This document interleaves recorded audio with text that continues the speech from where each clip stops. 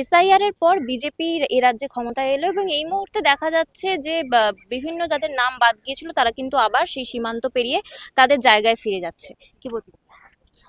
Actually পশ্চিমবঙ্গে যেহেতু open border, প্রায় 650 কিলোমিটার জায়গা, যেটা আপনার ফেন্সিং ছিল না, বেড়া ছিল না, যেটা বামফ্রন্ট সরকারও সদিচ্ছা দেখায়নি।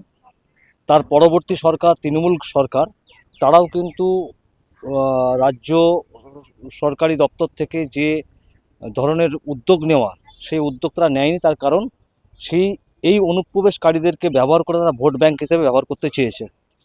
প্রশ্ন হলো, এই যে তৃণমূলের মতো আঞ্চলিক দলগুলো, যদিও ওরা সর্বভারতীয় দল নিজেদের বলে, কিন্তু ভারতবর্ষে পশ্চিমবঙ্গ বাদ দিয়ে বাদবাকি অন্য কোনো স্টেটে এদের কোনো অস্তিত্ব নেই।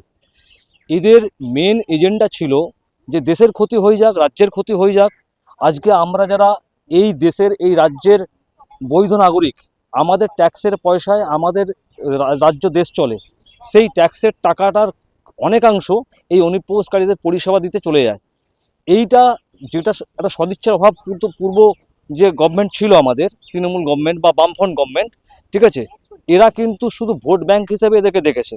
কিন্তু তলায় তলায় এই যে অনুপ্রবেশের মাধ্যম দিয়ে জিহাদি মানসিকতা পশ্চিমবঙ্গের মাটিতে যে বীজ বপন হয়ে গেছে, সেই বীজ বপনের জন্য কি হয়েছে, পশ্চিমবঙ্গের যে সোশ্যাল যে ফান্ডামেন্টালিজমটা, সেটা চেঞ্জ হয়ে গেছে।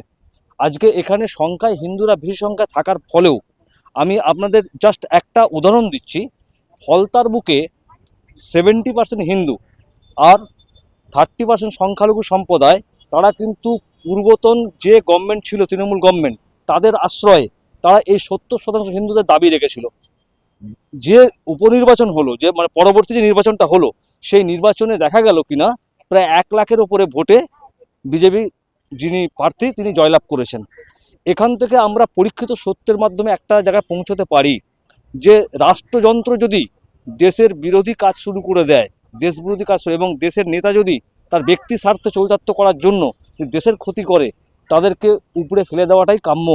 কেন, আগামী দিন ভারতবর্ষের যে জায়গা, আজকে ভারতবর্ষ বিশ্বগুরু হিসাবে প্রতিষ্ঠাপিত হতে চলেছে। আজকে যশস্বী প্রধানমন্ত্রী নরেন্দ্র মোদী মহাশয়, তিনি সারা পৃথিবীকে দৃষ্টান্ত স্থাপন করে দিয়েছেন যে ভারতবর্ষ না কাউকে আক্রমণ করতে চায়, যদি সে আক্রমণ কেউ করে, তারপরে কিন্তু তার আক্রমণ প্রতিহত করার জন্য আমরা আক্রমণ করি, যেটা বিগত পাকিস্তানে যে ঘটনাগুলো ঘটেছে সেটা উদাহরণ। এবার প্রশ্ন হলো যেটা, আজকে আমরা যারা বিজেপি সৈনিক হিসাবে বা অখিল ভারতীয় যেটা হিন্দু মহাসভার সদস্য হিসাবে, আমাদের বর্তমান এই গভর্নমেন্ট, আমাদের যে বিজেপি গভর্নমেন্ট তৈরি হলো, আমাদের কাজ শুরু হলো। কেননা মানুষের ভেতরে যে দুর্নীতির কালচার, দুর্নীতির সংস্কৃতি, কাটমানি খাওয়ার সংস্কৃতি এত মানে ইন্টারনালি পৌঁছে গেছে, মানুষকে সেখান থেকে বের করে নিয়ে এসে সুস্থভাবে পরিচালিত করে রাজ্যটাকে সোনার বাংলা হিসেবে গড়ার জন্যে আমাদের অনেক পরিশ্রম করতে হবে। এবং যে জেহাদিরা লুকিয়ে আছেন আগামী দিন পশ্চিমবঙ্গে ক্ষতি করার জন্য, ভারতবর্ষের ক্ষতি করার জন্য, সেই জেহাদিদেরকে আমাদেরকে রুখতে হবেই যে কোনো মূল্যে। তো এই বলে আমি আমার বক্তব্য শেষ করছি। ধন্যবাদ।